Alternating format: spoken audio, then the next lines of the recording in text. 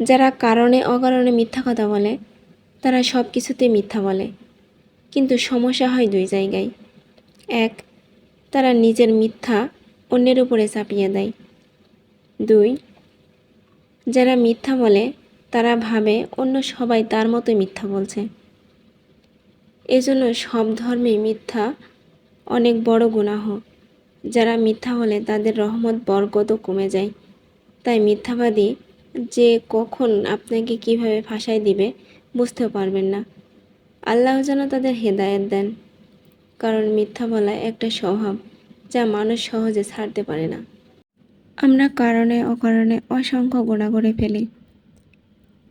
এই গুনাহের জন্য আমাদের মনে বিন্দুমাত্র আল্লাহর ভয় নাই। আমরা শাস্তির ভয় করি না, আমরা নামাজ আদায় করি না। আল্লাহ, তুমি আমাদের নেক হায়াত দান করো, আমাদের মধ্যে সুবুদ্ধি দাও। যেই দিন আমরা আমাদের ভুল বুঝতে পারবো, হয়তো সেই সময়টা অনেক দেরি হয়ে যাবে। তখন আমাদের পিছনে ফেরার আর কোনো রাস্তা থাকবে না, ভুলগুলো শুধরে নেওয়ারও কোনো সময় থাকবে না।